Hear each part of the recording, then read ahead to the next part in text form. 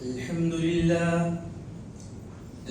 لله نحمده ونستعينه ونستغفره ونؤمن به ونتوكل عليه ونعوذ بالله من شرور أنفسنا وسيئات أعمالنا من يهده الله فلا مضل له ومن يضلله فلا هادي له وأشهد أن لا إله إلا الله وحده لا شريك له وأشهد أن محمدا عبده ورسوله يا أيها الذين آمنوا اتقوا الله حق تقاته ولا تموتن إلا وأنتم مسلمون يا أيها الناس اتقوا ربكم الذي خلقكم من نفس واحدة وخلق منها زوجها وبث منهما رجالا كثيرا ونساء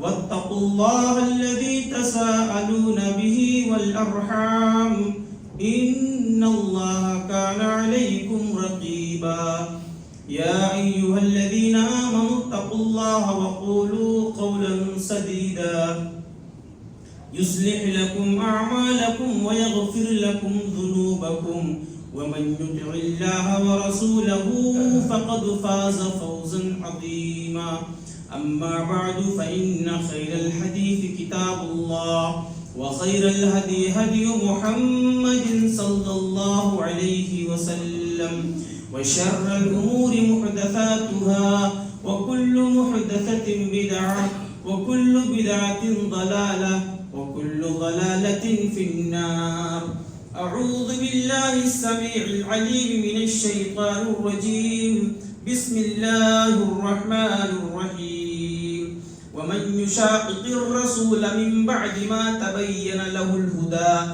ويتبع غير سبيل المؤمنين نوله ما تولى ونصله جهنم وساءت مصيرا وقال النبي صلى الله عليه وسلم تفترق هذه الأمة على 73 فرقة كلها في النار إلا فرقة واحدة قالوا يا رسول الله وما تلك الفرقة قال ما كان ما أنا عليه اليوم أصحابي وقال النبي صلى الله عليه وسلم في مقام آخر عليكم بسنتي وسنة الخلفاء الراشدين المهديين حاضرین جمعہ دینیوں ملی بھائیوں نوجوان ساتھیوں بزرگوں دوستوں پردہ نشین اسلامی ماؤں اور بہنوں تمام قسم کی تعریفات توصیفات بڑائی بزرگی اللہ رب العالمین کے لیے لائق و زیبا ہے جو ہم سب کا تن تنہا پالن ہار تن تنہا رازق مالک حاکم سب کچھ اللہ رب العالمین کی ذات ہے بعدہ درود و سلام نازل ہو تمام انبیاء و رسل پر بالخصوص ہمارے آخری پیغمبر جناب محمد صلی اللہ علیہ وسلم پر ان کے آل پر ان کے اصحاب پر اللہم صلی وسلم وبارک علیہ خطبہ جمعہ سے پہلے ایک بات کی جو نصیحت ہے وہ یہ ہے کہ آپ لوگ جب جمعہ کے وقت میں آئیں تو بالترتیب بیٹھیں بیچ میں جگہ خالی رہتی ہیں اور بعد کے آنے والے لوگوں کو پریشانی ہوتی ہے لہذا آپ لوگ جب ترتیب سے بیٹھیں گے تو بیچ میں آنے والے لوگوں کو جگہ ملے گی محترم سامعین کرام اللہ رب العالمین کی توفیق سے اللہ رب العالمین نے جو کچھ ٹوٹا پھوٹا علم نوازا ہے آپ اس کی کتاب اللہ سنت رسول کی روشنی میں آپ دین کی باتوں کو آپ سماعت فرما رہے ہیں آج کا جو موضوع ہے وہ ہے امام مالک رحمۃ اللہ علیہ کی حیات الخدمات اور آپ کا منہج امام مالک رحمۃ اللہ علیہ کے تعلق سے یہ بات ہم تمام کو جان لینا چاہیے کہ امام مالک رحمۃ اللہ علیہ مدینہ منورہ کے اندر پہلے محدث بھی ہیں فقیہ بھی ہیں مجتہد بھی ہیں اور حدیث میں سب سے پہلے کتاب امام مالک رحمۃ اللہ علیہ نے لکھی ہے. امام مالک رحمۃ اللہ تعالیٰ علیہ کے تعلق سے آپ کا نام، آپ کے نام کے بارے میں آتا ہے مالک بن انس بن عامر بن مالک بن ابو عامر بن عمر بن الحارث. لقب امام دار الہجرہ تھا، کنیت ابو عبداللہ تھی. امام مالک رحمۃ اللہ تعالیٰ علیہ کے جد اعلیٰ مدینہ منورہ تشریف لے کر آئے اور بنی تمیم کے خاندان سے آپ نے شادی کی. اور آپ کا جو ہے آبا یعنی کہ والد کی طرف سے آپ اصبحی ہیں، یمنی ہیں، لیکن آپ کی جد اعلیٰ یہاں پر تشریف لائے مدینہ میں اور یمن کی عورت میں سے کسی شادی کیا، اس لیے یمنی کہلائے. آپ کی پیدائش سن 93 ہجری میں ہوئی ہے. اس کے علاوہ بڑی کم عمر میں اللہ رب العالمین نے آپ کو قرآن مجید کا حافظ بنا دیا. جب آپ قرآن مجید کے حافظ بن گئے تو آپ کی والدہ ماجدہ نے اس دن آپ کو بہت بہترین پوشاک پہنا کر کے اور عطر میں معطر کر کے مدینہ کے جو محدث تھے ان کی خدمت میں پیش کر دیا کہ اب مخصوص علم حاصل کریں. اس کے بعد امام مالک رحمۃ اللہ علیہ کی جو کتاب ہے جو لکھی گئی ہے، مختصر نہیں سمجھ لیجئے کہ کتاب اللہ اور سنت رسول اور صحابہ کے اقوال، صحابہ کے فقہ، صحابہ کا اجتہاد آپ کی کتاب میں درج ہے.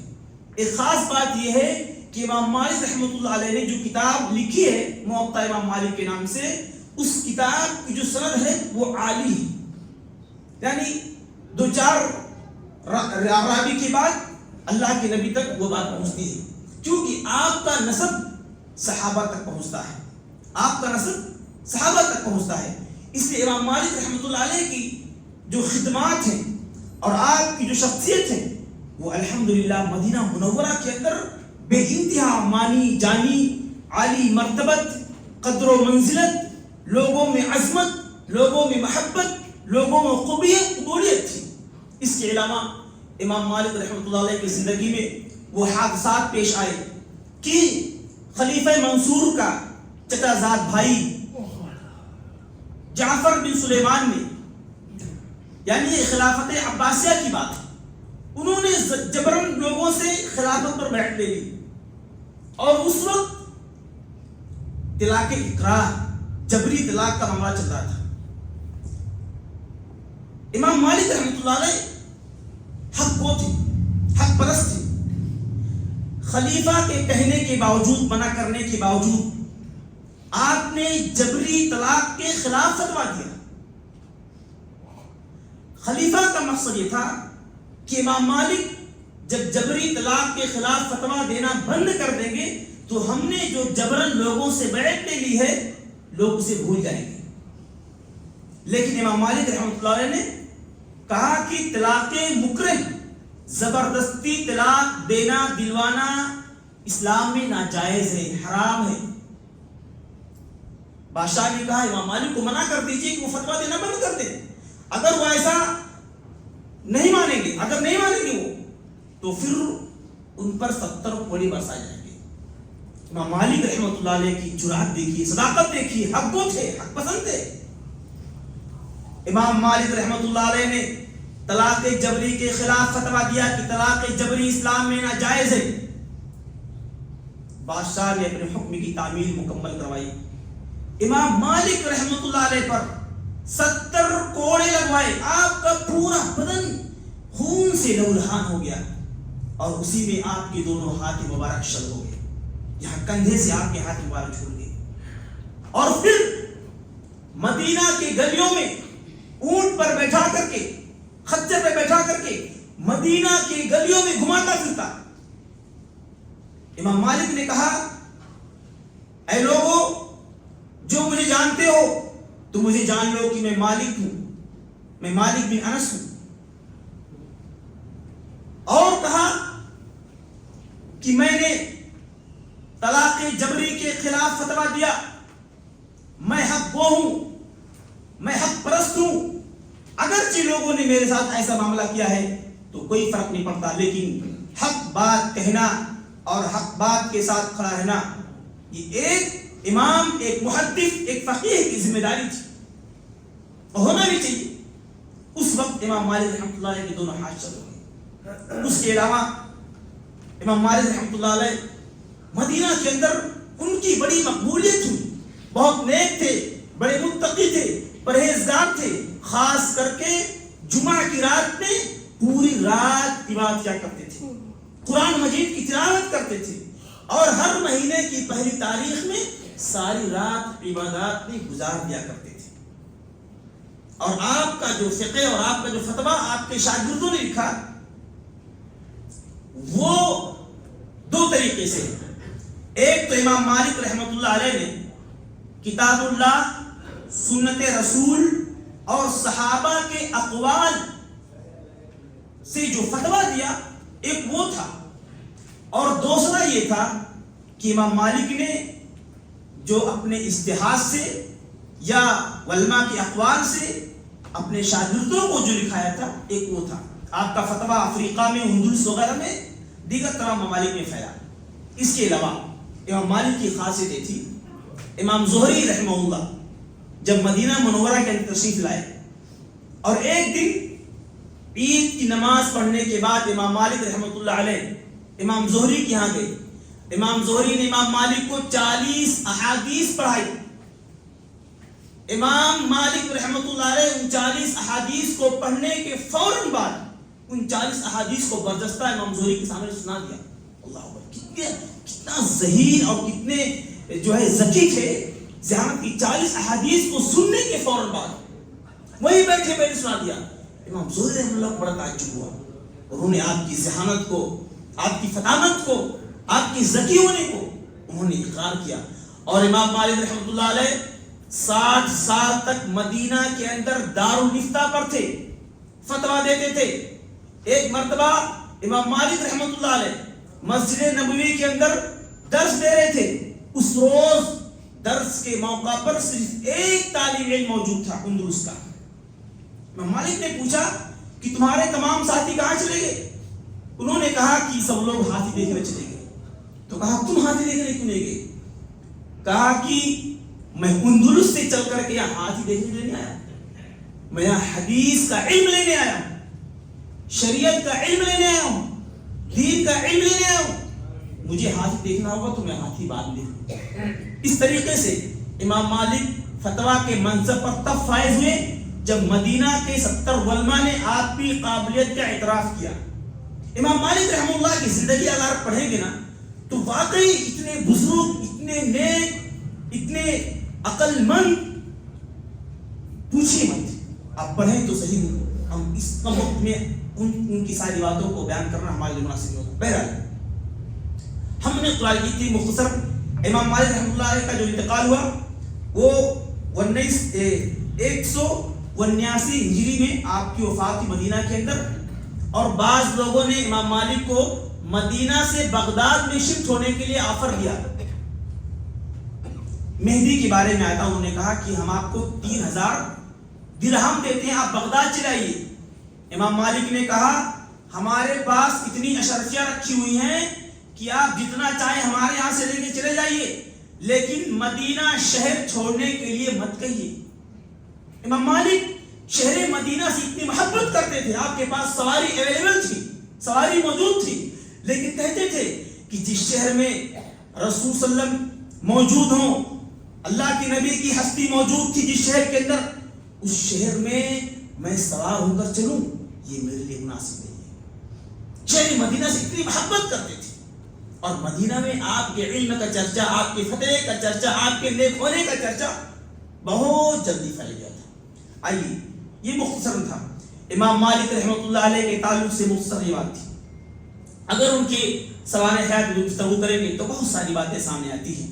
بہرحال قرآن مقدس کی جو آیت النساء کی 115 آیت نمبر تلاوت کی ہے، وَمَن يُشَاقِقِ الرَّسُولَ مِن بَعْدِ مَا تَبَيَّنَ لَهُ الْهُدَىٰ وَيَتَّبِعْ غَيْرَ سَبِيلِ الْمُؤْمِنِينَ نُوَلِّهُ مَا تَوَلَّىٰ وَنُصْلِهُ جَهَنَّمَ وَسَاءَتْ مَصِيرًا۔ یہ قرآن مجید کی آیت اس بات پر دلالت کرتی ہے، اس بات کی طرف اشارہ کرتی ہے کہ جو شخص رسول کی مخالفت کرے ہدایت آ جانے کے بعد، ما تبین له الہدی، ہدایت آ جانے کے بعد جو شخص رسول کی مخالفت کرے، ما تولا ونولہ، ومن یشاقق الرسول من بعد ما تولا، ومن یشاقق الرسول من بعد ما تولا، ومن یشاقق الرسول من بعد ما تبین له الہدی، ہدایت کے واضح ہو جانے کے بعد، ہدایت کے واضح ہو جانے کے بعد جو شخص رسول کی مخالفت کرے اور وَيَتَّبِعْ غَيْرَ سَبِيلِ الْمُؤْمِنِينَ وَاللِّهِ، اور مومنین کے راستے سے ہٹ کر کے دوسرے راستوں کی اتباع کرے، دوسرے راستوں کی پیروی کرے، دوسرے طریقوں کو اختیار کرے، دوسرے طریقوں کو پر چلے، تو اللہ تبارک و تعالیٰ کہتے ہیں نُوَلِّهِ، وہ جدھر جا رہا ہے ہم ادھر اسے دھکیل دیں گے، ہم ادھر اسے جانے دیں گے، ما تولا، اس نے جس راستے کو اختیار کیا، اس نے کس طریقے کو اختیار کیا، صحابہ کے علاوہ، مومنین کے علاوہ، یہ قرآن مجید کی آیت جب نازل ہوئی تو اس وقت اللہ کے نبی کے صحابہ موجود تھے، اللہ کے نبی کے صحابہ کی موجودگی میں یہ قرآن کی آیت نازل ہوئی، اور اس وقت وہ مومنین میں شامل ہیں، وہ مومنین میں شمار کیے جاتے ہیں۔ تو میرے محترم سامعین، اس آیت پر غور کریں کہ اللہ فرماتا ہے جو لوگ ہدایت کے آ جانے کے بعد، حق کے آ جانے کے بعد، حق کی واضح ہو جانے کے بعد صحابہ کے طریقے کو چھوڑ کر غیروں کے طریقے کو اختیار کرتے ہیں، غیروں کے راستے پہ چلتے ہیں، تو ایسے لوگوں کو ہم ان کے راستے کی طرف دھکیل دیتے ہیں۔ اور پھر اللہ فرماتا ہے وَنُصْلِهِ جَهَنَّمَ، جب آدمی ایسا کرے گا، لوگ ایسا کریں گے تو ہم انہیں جہنم میں ڈھکیل دیں گے، وَسَاءَتْ مَصِيرًا، اور جہنم بہت بری ٹھکانہ ہے، جہنم بہت بری جگہ ہے، وَسَاءَتْ مَصِيرًا، یہ بڑا ٹھکانہ، بہت بڑا ٹھکانہ ہے۔ آپ غور کیجئے اس آیت کی روشنی میں، اگر ہم اس وقت امت کے اندر گفتگو کریں گے، امت کے درمیان اگر بات کریں، تو آپ خود فیصلہ کریں کتنے لوگ ایسے ہیں کتاب اللہ سنت رسول کے باوجود اپنی منمانیاں کرتے ہیں، شریعت کے اندر، دین کے اندر، اصول کے اندر، احکام مسائل کے اندر، فرائض کے اندر، سنن کے اندر۔ آپ غور کیجئے، آپ اس بات پر غور کیجئے، اپنے دل پر ہاتھ رکھ کر کے فیصلہ کیجئے کہ دین میں فقہ ہے، فقہ میں دین نہیں ہے، اجتہاد میں دین نہیں ہے، فرق میں دین نہیں ہے، مسلک میں دین نہیں ہے، دین میں یہ ساری چیزیں جمع ہیں، یہ دین میں ساری چیزیں جمع ہیں۔ اگر ہم صحیح راستے پر چلیں گے تو یہ تمام چیزیں ہم کو مل جائیں گی، لیکن اگر کتاب اللہ سے ہٹے، سنت رسول سے ہٹے، صحابہ کے طریقے کو چھوڑے، تابعین کے طریقے کو چھوڑے، تو سمجھ لیجئے کہ ہم ایسے راستے کو چھوڑ دیے جو راستہ ہدایت کا تھا، جو راستہ صراط مستقیم کا تھا، جو راستہ کامیابی کا تھا، جس راستے کی تائید قرآن کرتا ہے، جس راستے کی تائید نبی مکرم صلی اللہ علیہ وسلم کرتے ہیں، اس راستے سے ہم ہٹ کر کے غیروں کے طریقوں کو اختیار کر لیں گے، اور اگر ایسا ہم نے کیا تو وہ ہمارا ٹھکانہ جہنم ہوگا۔ اور اللہ کے نبی سے صحابہ کرام نے پوچھا تھا کہ اے اللہ کے نبی، سب سے بہترین زمانہ، سب سے بہترین دور کس کا دور ہے؟ تو اللہ کے نبی نے فرمایا تھا کہ ما انا علیہ واصحابی، اس متعلق ایک روایت ہے، اللہ کے نبی فرماتے ہیں تفترق هذه الامہ، یہ امت فرقوں میں بڑھ جائے گی، علی 73 73 فرقوں میں، بنی اسرائیل 72 فرقوں میں تھی، یہ امت 73 فرقوں میں بڑھ جائے گی۔ اس کے بعد اللہ کے نبی کہتے ہیں کلھا فی النار، تمام فرقے جہنم میں جائیں گے، الا فرقۃ واحدہ، سوائے ایک فرقے کے۔ وہ کون سا فرقہ ہے؟ صحابہ نے کہا قالوا یا رسول اللہ وما تلک الفرقہ، وہ فرقہ کون سا ہے جو فرقہ جنت میں جائے گا، جو فرقہ جنت میں جائے گا، وہ فرقہ کون سا ہے؟ اللہ کے نبی نے کہا ما کان علی ما انا علیہ یوم اصحابہ، جس پر آج میں ہوں، میرے صحابہ ہیں، اگر وہ لوگ اس پر رہیں گے تو جنت میں جائیں گے۔ آپ غور کیجئے آج امت کے اندر کتنی فرقے ہیں۔ ہمارا کلمہ لا الہ الا اللہ محمد رسول اللہ، ہمارا قرآن مجید ہے، ہمارا نبی وہی نبی ہے، محمد عربی صلی اللہ علیہ نبی ہے، نبی کے جو صحابہ تھے، اللہ کے نبی نے کہا علیکم بسنتی و سنت الخلفاء الراشدین المہدیین، تم میری سنت کو لازم پکڑو اور میرے بعد میرے خلفائے راشدین ابوبکر، عمر، عثمان، علی کی سنت کو لازم پکڑو۔ اللہ کے نبی نے ان کے طریقے کو اختیار کرنے کا باقاعدہ حکم دیا ہے، لیکن آج امت کے اندر فرقے در فرقے بٹے ہوئے ہیں، کوئی حنبلی ہے، کوئی شافعی ہے، کوئی مالکی ہے، کوئی حنفی ہے، کوئی رافضی ہے، کوئی شیعہ ہے، کوئی بریلوی ہے، کوئی اور کچھ ہے، کوئی اور کچھ ہے، کوئی اور کچھ ہے، اور ہر کوئی اپنے آپ کو یہ دعویٰ کرتا ہے کہ ہم جنت میں جائیں گے۔ تمام فرقے باطل ہیں، تمام فرقے گمراہ ہیں، تمام فرقے ضلالت و ہلاکت پر ہیں، صرف میں برحق ہوں۔ ٹھیک ہے، آپ برحق ہیں، آپ اپنے آپ کو آپ پرکھیے، آپ ناپیے، آپ دیکھیے، آپ ٹٹولیے کہ کیا آپ اس راستے پر ہیں جس راستے کو اللہ کے نبی نے اختیار کرنے کا حکم دیا تھا۔ اگر واقعی میں آپ اس راستے پر ہیں تو آپ برحق ہیں، آپ حق ہیں، آپ جنت میں جانے کے مستحق ہیں۔ لیکن اگر آپ اپنے آپ کو، اپنی جماعت کو، اپنے اہل و عیال کو اگر آپ اس پر نہیں پاتے ہیں تو آپ یہ سمجھ لیجیے کہ آپ گمراہ ہو چکے ہیں۔ امام محدث دہلوی رحمت اللہ علیہ نے فرمایا، کہا انہوں نے کہ اللہ رب العالمین نے کسی کو یہ حق نہیں دیا ہے کہ کوئی حنبلی بنے، کوئی شافعی بنے، کوئی مالکی بنے، کوئی حنفی بنے، بلکہ اللہ رب العالمین نے لوگوں کو کتاب و سنت کی پیروی کرنے کا حکم دیا ہے۔ یہ کون کہہ رہے ہیں؟ شاہ ولی اللہ محدث دہلوی رحمۃ اللہ علیہ کہہ رہے ہیں۔ اور اس کے علاوہ انہوں نے کہا کہ اگر کوئی شخص ان علماء کی پیروی کرتا ہے جو کتاب و سنت سے ہٹ کر کے دعوت دیتے ہیں تو گویا وہ گمراہ ہو جائے گا۔ اور اس کے علاوہ چاہے وہ کتنا بڑا تقلید کرنے والا ہو، چاہے وہ عالم ہو یا جاہل ہو۔ آپ اتنی باتوں کو سننے کے باوجود سچے دل سے فیصلہ کیجیے کہ کیا آپ میں سے جو لوگ اپنے آپ کو شافعی کہتے ہیں، امام مالک رحمت اللہ علیہ کے شاگرد امام شافعی تھے، امام شافعی نے خود کو مالکی کیوں نہیں کہا؟ اپنی نسبت امام مالک کی طرف کیوں نہیں کیا؟ جو لوگ امام حنیفہ کی طرف اپنی نسبت کرتے ہیں، میں ان سے پوچھتا ہوں کہ قرآن کی کوئی آیت ہے یا حدیث رسول ہے کہ آپ اپنے آپ کو حنفی کہیے؟ ہم تنقید نہیں کر رہے ہیں، ہم سمجھنے یا سمجھانے کی بات کر رہے ہیں۔ آپ اپنے آپ کو شافعی کہتے ہیں، کیا امام شافعی نے کہا کہ اپنی نسبت ہماری طرف کیجیے امام شافعی ہو گئے؟ کیسے آپ شافعی ہو گئے؟ راتوں رات ہو گئے یا دن کے اجالے میں شافعی ہو گئے؟ آپ مالکی کیسے ہو گئے؟ آپ حنبلی کیسے ہو گئے؟ آپ حنفی کیسے ہو گئے؟ کیا یہ نسبت دین ہے، شریعت ہے، اسلام کا حکم ہے؟ اللہ کے نبی نے کہا، صحابہ نے کہا، تابعین نے کہا، کس نے کہا آپ کو ہونے کے لیے؟ یہ میرا سوال آپ سے ہے اور یہ چیلنج بھی کرتا ہوں، جن کو جواب دینا ہوگا بعد میں مل کر جواب دے دیجیے گا۔ کیا اللہ کے نبی نے حکم دیا؟ اللہ کے نبی نے تو کہا علیکم بسنتی وسنت الخلفاء الراشدین المہدیین، میری سنت کو لازم پکڑو اور میرے بعد میرے خلفاء کی سنت کو لازم پکڑو۔ اللہ کے نبی نے کہیں نہیں فرمایا کہ تم مالکی ہو جاؤ، تم حنبلی ہو جاؤ، تم شافعی ہو جاؤ، تم حنفی ہو جاؤ۔ کیوں اپنی نسبت کر رہے ہو؟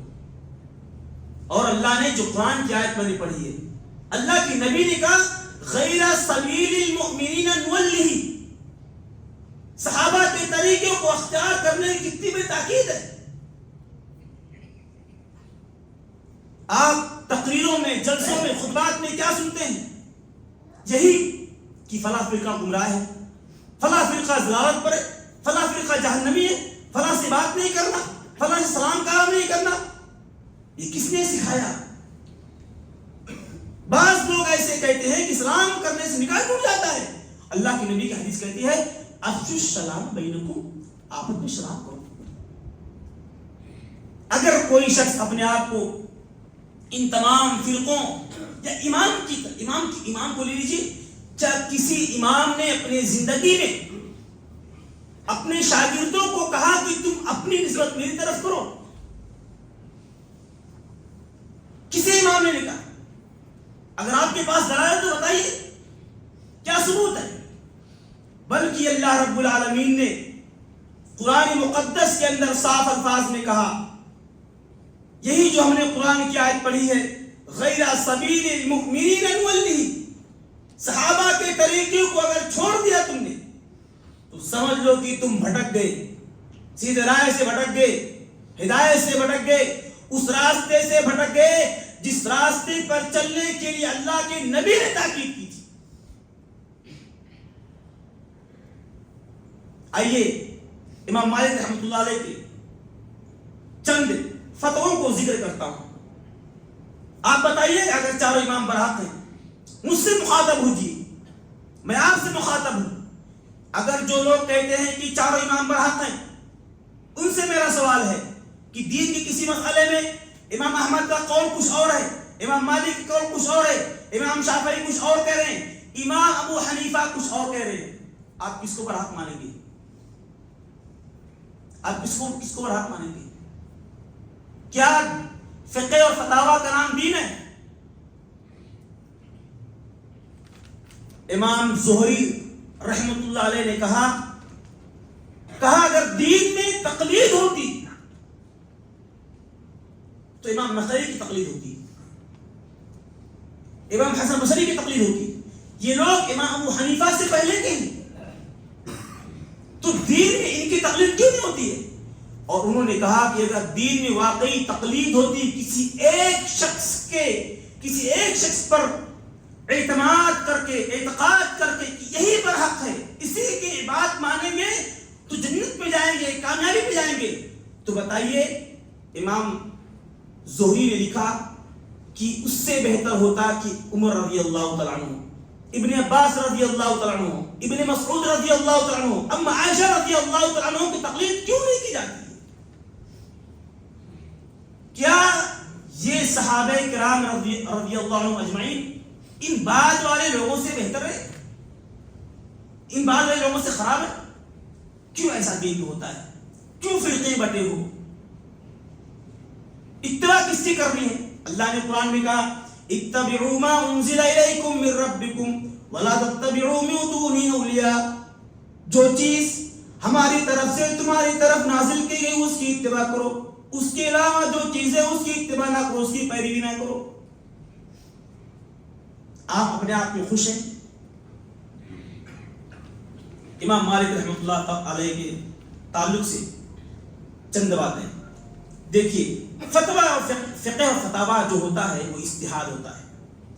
امام مالک رحمۃ اللہ علیہ نے خود کہا ہے، انہوں نے اپنی زبان کہا ہے انما انا بشر اخطئ واصیب فانظروا فی رأی فکل ما وافق الکتاب والسنہ فخذوه وکل ما لم یوافق فاترکوه۔ انہوں نے کہا کہ میں ایک انسان ہوں، مجھ سے غلطی ہو سکتی ہے اور میں صحیح راستے پر پہنچ بھی سکتا ہوں، لیکن میرے رائے میں تم لوگ غور کرو، میرا رائے، میرا فتویٰ، میرا اجتہاد جب کتاب اللہ سنت رسول سے مل جائے فخذوا، اس کو لے لو، وَكُلُّ مَا لَمْ يَعْفِقْ فَاتْرُكُوهُ، اور میرے جتنے فتوے، جتنے مسلک، میرے جتنے اجتہاد، جتنی رائیں کتاب اللہ سنت رسول سے ہٹ کر کے ہوں ان تمام کو چھوڑ دو۔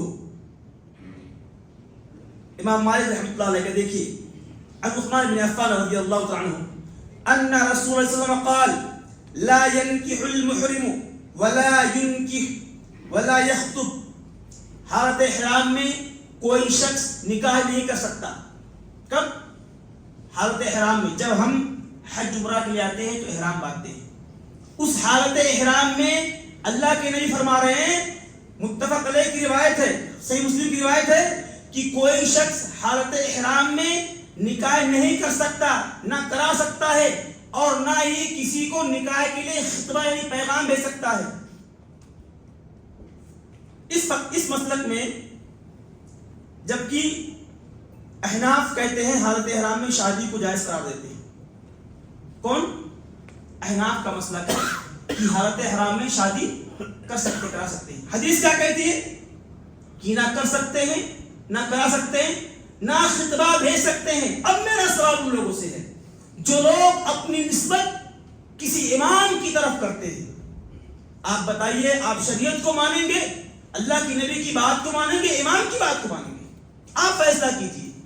اگر واقعی میں آپ نے اس حدیث کو جاننے کے باوجود اللہ کے نبی کی حدیث کا انکار کیا اور ابھی بھی آپ یہ کہہ رہے ہیں کہ ہمارے علماء نے کہا جائز ہے، ہمارے علماء نے کہا کر سکتے ہیں، تو اللہ کی قسم میں منبر سے کہہ رہا ہوں کہ آپ گمراہ ہو چکے ہیں. کوئی دو رائے نہیں.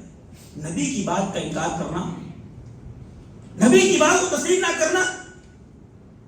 ائمہ نے جنہوں نے اجتہاد کیا، جنہوں نے فقہ و فتاوی لکھے، تمام ائمہ اس بات سے ڈرتے تھے کہ اگر لوگ میرے کسی ایسے اجتہاد پر جو کتاب اللہ سنت رسول کے مخالف ہو اگر لوگ عمل کر لیں گے تو اس کا گناہ مجھے بھی ملے گا. اس لیے ائمہ نے کہا کہ جب تک ہماری بات کا تمہیں صحیح علم نہ ہو جائے میرے فتوے کا حوالہ مت دیا کرو. اس کے علاوہ عائشہ رضی اللہ تعالی عنہ کہتے ہیں کنت اطیب رسول صلی اللہ علیہ وسلم لإحرامه قبل ان يحرم ولحله قبل ان يطوف بالبيت. متفق علیہ کی روایت ہے. احرام باندھنے کا ارادہ کرے کوئی حج کرنے والا شخص، اگر احرام باندھنے کا ارادہ کرتا ہے تو اس سے پہلے احرام کے کپڑے میں خوشبو لگا لیا کرے. کیا کرے؟ خوشبو لگا لیا کرے. لیکن احرام باندھنے کے بعد خوشبو لگانے کو منع کیا گیا. یہ حدیث سے متفق علیہ کی روایت ہے. دیکھیے اس کے بعد کہتے اس مسئلہ میں جمہور، امام شافعی، امام ابو حنیفہ، امام احمد، امام ثوری، امام یوسف اور ان کے علاوہ صحابہ، تابعین، جمہور فقہاء، محدثین کی بڑی جماعت کا یہ موقف ہے. کیا موقف ہے؟ کہ احرام باندھنے کے بعد آپ خوشبو نہیں لگا سکتے، اس سے پہلے آپ احرام کے کپڑے میں خوشبو لگا لیجیے. اگر آپ حلال ہو گئے ہیں، احرام کھول دیے، طواف کر لیے تو آپ خوشبو لگائیے. لیکن اس مسئلے میں امام مالک، امام محمد بن حسن، امام زہری کا کہنا ہے کہ احرام باندھتے وقت بھی خوشبو لگانا جائز ہے. آپ بتا دیجیے کہ اللہ کے نبی کی حدیث یہ کہہ رہی ہے. امام مالک کہتے ہیں کہ خوشبو لگا سکتے ہیں. آپ کس کی بات مانیں گے؟ آپ اپنی شریعت کی تمام احکام، تمام مسائل کو آپ نے ڈیپینڈ کر دیا کہ ہم فلاں مسلک والے ہیں تو وہی صحیح ہے، وہی برحق ہے. مسلمانوں اپنی عقل کا علاج کراؤ، اپنے دل کا علاج کراؤ، ورنہ قیامت کے دن اللہ کے نبی کے بارے میں جب رب العالمین حشر کے میدان میں سوال کرے گا کہ نبی تمہارے درمیان بھیجے گئے تھے، نبی کی اطاعت کیوں نہیں کی، نبی کی پیروی کیوں نہیں کی، نبی کی اتباع کیوں نہیں کی، نبی کے صحابہ کی پیروی کیوں نہیں کی، اس راستے کو اختیار کیوں نہیں کیا جس راستے پر چلنے کے لیے نبی مکرم نے فرمایا تھا؟ تو کیا جواب دو گے؟ کیا شکل دکھاؤ گے؟ کیا چہرہ دکھاؤ گے؟ اس کے علاوہ اور مسائل ایسے ہیں جن پر امام مالک رحمہ اللہ کا فتویٰ کچھ اور ہے، حدیث کچھ اور کہتی ہے. وقت نہیں ہے، ایک حدیث سنا دیتا ہوں. اللہ کے نبی صلی اللہ علیہ وسلم کے وقت میں ایک عورت مسجد نبوی کے اندر جھاڑو لگایا کرتی تھی. اس کا انتقال ہو گیا. اللہ کے نبی کو اس کے انتقال کی خبر نہیں پتہ چلی. جب بعد میں آپ کو خبر لگی کہ وہ عورت انتقال کر گئی جو مسجد کے اندر جھاڑو لگاتی تھی، تو اللہ کے نبی نے صحابہ سے کہا تم لوگوں نے مجھے بتایا کیوں نہیں؟ تو صحابہ نے اللہ کے نبی کو ان کی قبر کی طرف اشارہ کیا. اللہ کے نبی ان کی قبر پر گئے. جانے کے بعد اس کی قبر پر اللہ کے نبی نے نماز جنازہ ادا کی. بڑی مشہور روایت ہے. اور پھر اللہ کے نبی نے اس قبر والوں کے لیے دعا بھی فرمائی. آپ بتائیے، یہ صحیح حدیث ہے. کوئی شخص آپ کا رشتہ دار ہو، آپ کا جانا پہچانے والا ہو، اگر انتقال کر گیا آپ اس کی جنازہ میں شامل نہیں ہو سکے تو بعد میں جائیے اس کی قبر پر جنازے کی نماز ادا کیجیے، مٹی دیجیے، دعا کیجیے، چلے آئیے. یہی تو نبی کا طریقہ، یہی سنت ہے نا. نبی کی تعلیم یہ بتاتی. امام مالک کہتے ہیں، امام ابو حنیفہ کہتے ہیں کہ نہیں اس کی قبر پر نماز جنازہ پڑھنا مکروہ ہے، نہیں پڑھ سکتے۔ اب آپ کیا کہیں گے؟ آپ مالکی ہیں تو آپ کیا کہیں گے؟ آپ صحیح پڑھ رہے ہیں تو پھر نبی کی حدیث کہاں جائے گی؟ اور اگر کوئی کہتا ہے کہ چاروں امام پر حق ہوں تو دین کے ایسے مسائل بھی پیش کروں گا میں آپ کو جس میں امام شافعی، امام ابو حنیفہ ایک طرف ہے، امام احمد بن حنبل، امام مالک کی طرف ہے۔ ایسے مسئلے بھی ہیں جن میں امام مالک منفرد ہیں، امام شافعی امام ابو حنیفہ ہے، اور امام ابو حنیفہ امام شافعی امام احمد بن حنبل ایک طرف ہیں۔ آپ کیا کہیں گے ایسے مسئلے میں؟ لہذا ایک تیسری مثال، اللہ کے نبی نے اما عائشہ سے کیا فرمایا؟ اگر تم میری موجودگی میں وفات پا جاؤ گی تو میں تمہیں غسل دوں گا اور تمہارا جنازہ پڑھا کر تدفین بھی کروں گا۔ یہ مسئلہ بڑا عام ہے، لیکن ہوا ایسا کہ اللہ کے نبی اما عائشہ سے پہلے وفات کر گئی۔ یہ حدیث جو وصیت کے طور پہ اللہ کے نبی نے فرمائی، کیا کوئی شخص اگر اپنی بیوی کو غسل دینا چاہے تو نہیں دے سکتا ہے؟ آپ بتائیے دے سکتا ہے نہیں دے سکتا ہے؟ ابو حنیفہ رحمہ اللہ کہتے ہیں کہ غسل نہیں دے سکتا۔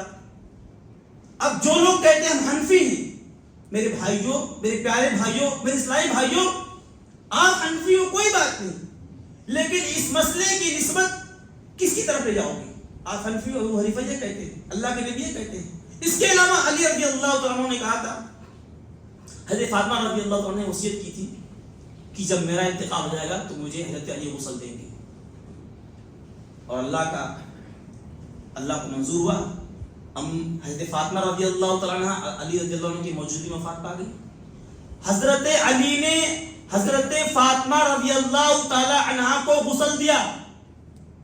جو لوگ اس مسئلے میں کہتے ہیں کہ مرنے کے بعد شوہر بیوی شوہر کا شکل نہیں دے سکتا، ان سے میرا سوال ہے میرے بھائیوں، پھر حضرت علی نے کیا کیا؟ آپ کی نظر میں بہت غلط کام کیا حضرت علی نے۔ پھر تو دین کا پورا بکھیڑا ہو گیا، اب تو دین فقہ میں سما گیا، فقہ میں دین نہیں ہے، اجتہاد میں دین سما گیا۔ کیا دین کا بکھیڑا کر کے بیٹھے ہو بھائیوں؟ دین اس کا نام نہیں ہے، فقہ کا نام دین نہیں ہے۔ ہدایہ میں ایسے مسئلے ذکر ہیں، آپ دیکھیے اٹھانے کے ہدایہ، اور ہمارے پاس مثالیں ہیں۔ کہنے کا مطلب یہ ہے کہ پھر میں سوال کرتا ہوں کہ کیا کوئی آسمانی کتاب، کوئی آسمانی وحی، کوئی آسمانی پیغام آپ کو نازل ہوئی، آپ کیوں اپنے آپ کو شافعی کہتے ہو؟ کیوں اپنے آپ کو حنبلی کہتے ہو؟ اپنے آپ کو مالکی کیوں کہتے ہو؟ اپنے آپ کو حنفی کیوں کہتے ہو؟ مجھے بتاؤ۔ اللہ رب العالمین نے کہا کہ سلف کا طریقہ اختیار کرو، صحابہ کا طریقہ اختیار کرو، آپ کو سلفی کہنے میں کیا شرم آتی ہے؟ ہم سلفی ہیں۔ سلف کا مطلب ہوتا ہے کہ اللہ کے نبی صلی اللہ علیہ وسلم نے فرمایا میرے بعد جو صحابہ ہیں، ان کے بعد جو تابعین ہیں وہ سلف ہیں، اور ان کے راستے کو جس طریقے سے لوگوں نے اختیار کرتے کرتے کرتے ہم تک جو دین پہنچا ہے وہ سلفیوں سے دین پہنچا ہے۔ ہمارے اور صحابہ اور تابعین کی بھی بڑی بڑی شخصیتیں آئی، بادشاہ آئے، ائمہ محدثین آئے، ائمہ فقہ آئے، لیکن تمام کو چیرتے پھاڑتے ہم کہاں پہنچیں گے؟ صحابہ اور اللہ کے نبی تک پہنچیں گے۔ تب ہم کو دین کا صحیح علم ملے گا، دین کا صحیح راستہ ملے گا، دین کا صحیح منہج ملے گا۔ آج سے اپنے آپ کو کسی امام کی طرف نسبت کرنے سے گریز کریں، بچیں، ورنہ اللہ قیامت میں پوچھے گا کہ اپنے آپ کو تم شافعی، مالکی اور حنبلی کہتے تھے، کیوں کہتے تھے؟ تو کیا جواب دو گے؟ آپ جواب بتا دو ہم کو، آپ کیا جواب دو گے؟ کوئی جواب کے پاس ہے؟ اور اگر یہ نظریہ ہے میرے بھائی کہ چاروں امام پر حق ہیں، تو دیکھیے بعض مسئلے میں پیش کرتا ہوں، ان مسئلے میں امام ابو حنیفہ، امام مالک کچھ اور کہتے ہیں، امام شافعی، امام احمد بن حنبل کچھ کہتے ہیں۔ اب بتاؤ چاروں پر حق، تو دونوں میں چاروں میں اختلاف ہو گیا، اب کیا کرو گے؟ امت کے اندر واللہ، امت کے اندر جو اختلاف پیدا ہوا مسئلے میں، ان علماء کی وجہ سے پیدا ہوا۔ علماء نے لوگوں کو غلط باتیں، غلط فتووں کی طرف دھکیل دیا۔ اجتہاد دین ہے، فتویٰ دین ہے۔ بڑے مولانا صاحب، بڑا حضرت صاحب یہ بات کہہ دی، وہی ہے سب کچھ۔ کیوں؟ پھر اللہ کے نبی کس لیے آئے تھے؟ صحابہ کس لیے آئے تھے؟ اللہ کے نبی نے کیوں کہا کہ ابو بکر عمر کی اتباع کرو؟ اور دیکھیے وہ یہ مثال میں بار بار پیش کرتا ہوں کہ حج تمتع کے تعلق سے ابن عمر رضی اللہ تعالیٰ عنہ سے جب لوگوں نے کہا تو کہا کہ اللہ کے نبی نے کہا حج تمتع کر سکتے ہیں، اگر کہ ہمارے ابا نے منع کیا تو ابا کی بات تھوڑی مانیں گے؟ ابا کی بات بھی تھوڑی ہے، ابا کی بات اجتہاد رائے، ابا کے بارے میں غلط بات نہیں کر سکتے، لیکن ابا نے جو دین کے بارے میں بات کہی نا وہ رائے ہو سکتی ہے، اجتہاد ہو سکتی ہے۔ اور امام کا حق ہے اجتہاد کرنا۔ کوئی امام ہو اگر وہ دین کے کسی مسئلے میں اجتہاد کرتا ہے تو اللہ کے نبی فرماتے ہیں اگر وہ اس اجتہاد میں صحیح راستے تک پہنچ گیا تو اس کو 2 اجر ملے گا، لیکن اگر اجتہاد میں خطا کر گیا تب بھی اس کو 1 اجر ملے گا۔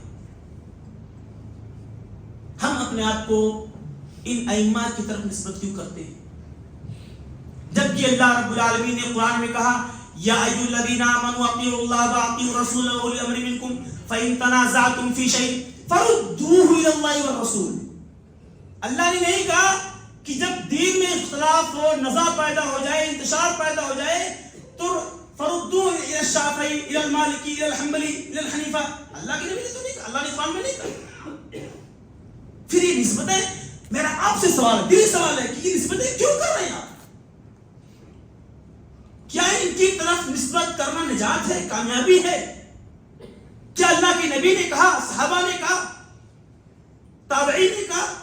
بھائی امام شافعی امام مالک کے شاگرد ہیں، امام شافعی خود اپنی نسبت امام مالک کی طرف نہیں کرتے، لوگ امام مالکی بنے بیٹھے ہیں۔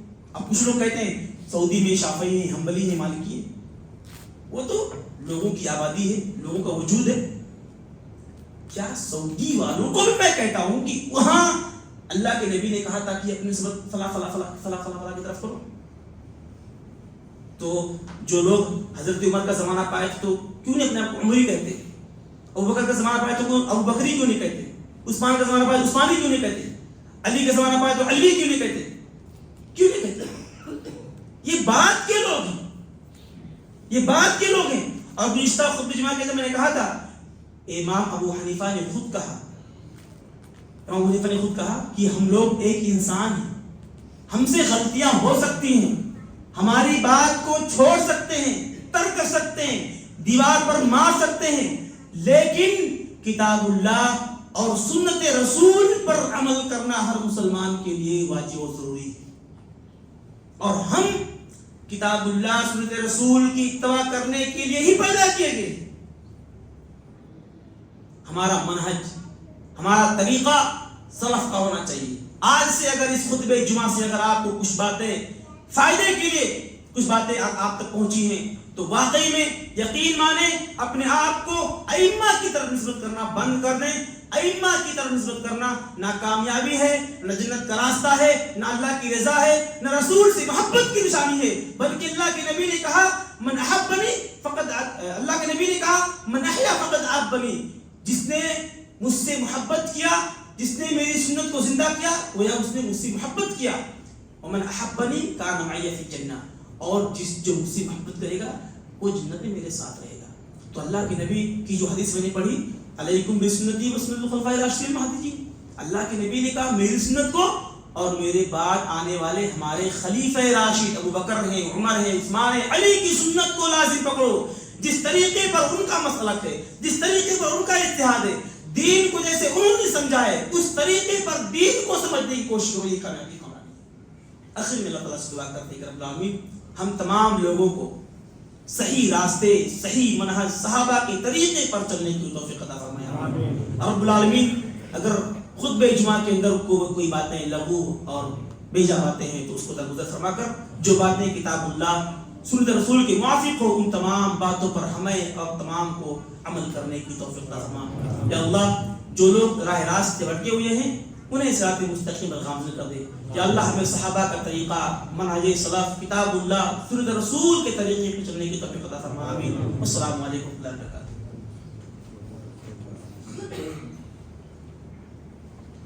الحمد